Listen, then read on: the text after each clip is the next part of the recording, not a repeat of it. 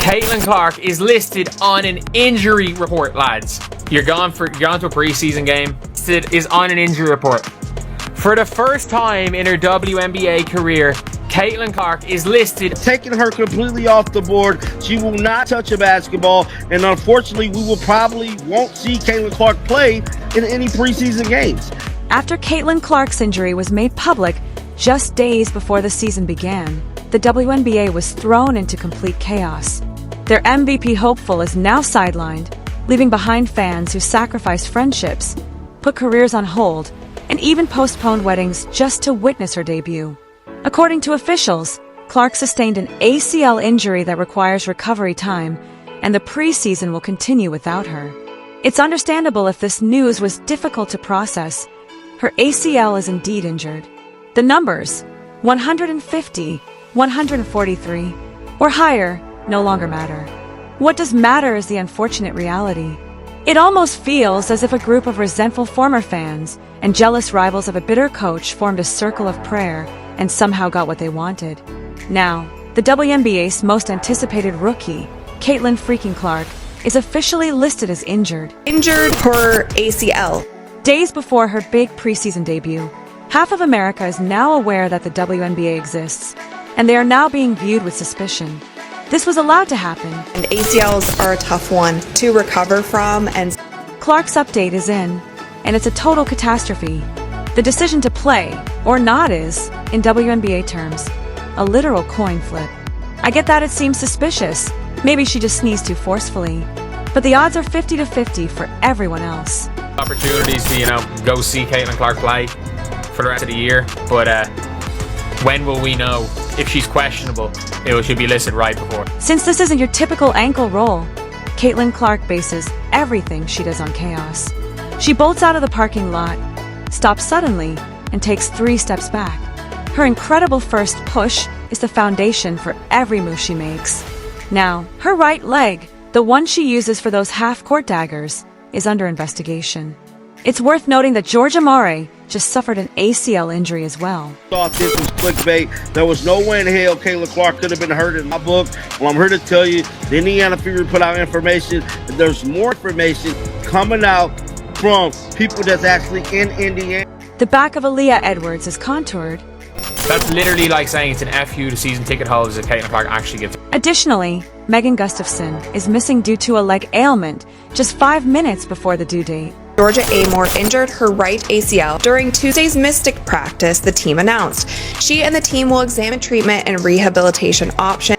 After dominating an NCAA season, fans watched as these women were thrust into the limelight, pressured to train professionally without any breaks, and now welcomed into preseason. I've included your injury report. It's no longer just about Clark. There's a trend emerging that should worry the league. That says that forward Aaliyah Edwards has been diagnosed with a low back contusion. She will be re-evaluated in. And then there's the fever spin, which is utterly trivial and insignificant.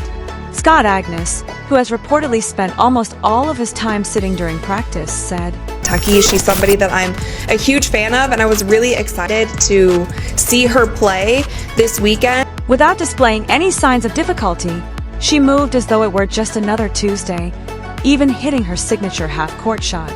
Then, while fans wiped away their tears and deleted desperate messages, a bandage and a large, unmistakable wrap embraced her leg.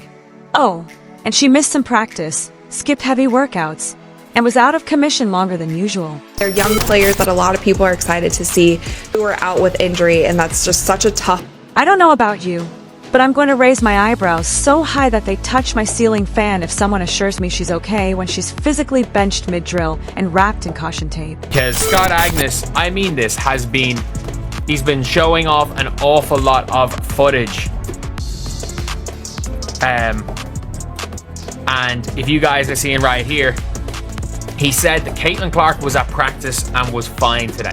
Despite their assertions that it's preventative, Clark never takes a vacation until something really goes wrong. This raises the question of whether they made the right choice, or if they're just using PR to cover up a developing issue. Here's the latest justification for load management. Not going to play tomorrow. She's not going to play tomorrow. She's going to play quite a lot. And of course, it's precaution. She'll be fine. Bubble wrapping a 22-year-old like Caitlin Clark who arrive with warrants still covering every limb, is not management. That day is May Day. To avoid blowing up in the midst of a season, teams use that amusing euphemism to rest their greatest players. It's usually reserved for the knees of 38-year-old athletes who have been in combat for 40 years in 2 wars. Could be. We don't know what that is yet, but she is sidelined indefinitely. And this is a new Las Vegas Aces team. To be honest, Caitlin Clark deserves that break. She has been working relentlessly for months after conquering a rigorous final NCAA season, making Iowa famous on her own, navigating a never-ending media circus, marching straight into the limelight of the WNBA draft, and then diving headfirst into professional training camp without pausing. These back-to-back events, with one in Iowa, have been nonstop.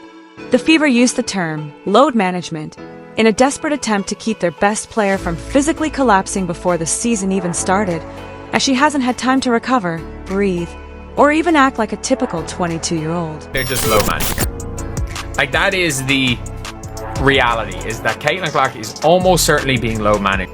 Even the theatrical PR genius and peak marketing are part of the setup. To be honest, I appreciate it, but we're still under stress. Fans are looking down on the whole situation because of the game on Sunday. You think she's ignoring the reality that home turf is Iowa? Please, the Fever knows exactly what it's doing. Get her to sit down now, before she travels to Iowa and appears on television for a live 30-second appearance. Let the whispers run their course. It's a back-to-back in Iowa. One of them's in Iowa. This is more than just a headline. It's not her elbow, a jammed finger, or an occasional cramp causing most of her distress, but rather her right leg. Her right leg, the one she uses to execute those ridiculous step-back threes, and the one she plants each time she loses her balance for a fadeaway, is the real power behind the mayhem we call her game. Caitlin Clark, who plays basketball. She's going to want to play all those games, and she's going to want to give as good a showing as possible for the fans. And I think that might be the reason why they're taking her out of the game. Considering their approach, they're allowing her to move freely while benching her for high-intensity exercises. We're talking about a condition similar to a quad strain, characterized by decreased strength, unstable movement, and difficulty exploding off that leg. It's not a paper cut, but it's also not a torn ligament, to put it simply. Hopefully we will get more information on this injury and the severity of it. Alternative athletes who live above the arc often experience patellar soreness, which is essentially knee mayhem brought on by jump shots, or early-stage tendinitis in the Achilles or patellar tendon, signs of overuse that echo like the first verse of a song no one wants to hear. Caitlin Clark won't even touch a basketball, and unfortunately, she isn't expected to play in any preseason games.